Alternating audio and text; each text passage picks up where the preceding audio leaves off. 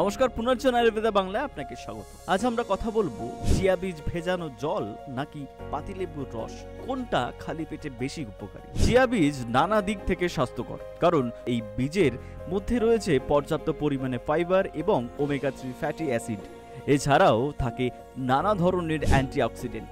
তাই অনেকেই সকালবেলাতে খালি পেটে এই চিয়া সিড ভেজানো জল খেয়ে থাকেন।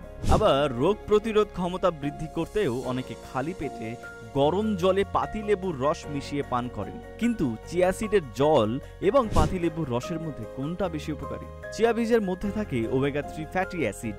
রক্তচাপ এবং শরীরের কোনো প্রদাহ কমাতে এই উপাদান খুবই কার্যকর। চিয়া বীজের মধ্যে ফাইবার পরিমাণ অনেক বেশি থাকে। নিয়মিত খেলে কোষ্ঠকাঠিন্যের সমস্যা দূর হতে পারে। 100 গ্রাম চিয়া বীজের মধ্যে থাকে প্রায় 16 গ্রাম প্রোটিন। তাই অল্প পরিমাণে চিয়া বীজ খেলে পেট ভর্তি রাখতে সাহায্য করে। চিয়া বীজের মধ্যে থাকে অ্যান্টিঅক্সিডেন্ট, অ্যান্টি এজিং, যা বয়সের ছাপ রুখতে সাহায্য করে।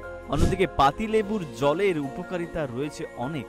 লেবুর মধ্যে ভিটামিন সি এর পরিমাণ থাকে বেশি, তার ফলে পাতিলেবুর রস মেশানো জল খেলে পৌষ্টিকতন্ত্রের স্বাস্থ্য ভালো থাকে। পাতিলেবুর মধ্যে ফাইবার অ্যাসিড থাকে, যা মেদ কমাতে সাহায্য করে। পাতিলেবুর মধ্যে পটাশিয়ামের মাত্রাও থাকে বেশি, ফলে পাতিলেবুর জল পান করলে উচ্চ রক্তচাপ নিয়ন্ত্রণে থাকে, যা আবার পরোক্ষভাবে হার্টের স্বাস্থ্য ভালো রাখতে সাহায্য করে। পাতিলেবুতে উপস্থিত থাকে সাইট্রিক অ্যাসিড, কিডনিতে পাথর তৈরিতে বাধা দেয়। ফলে চিয়া এবং পাতিলেবুর মধ্যে উভয়ই উপকারী। কোনো একজন ব্যক্তি কি ধরনের ডায়েট করতে চাইছেন তার উপর নির্ভর করে তিনি যে কোনো ধরনের একটি বেছে নিতে পারেন। ভিডিওটি ভালো লাগলে লাইক করুন, শেয়ার করুন, সাবস্ক্রাইব করুন পুনর্জন আয়ুর্বেদা বাংলা।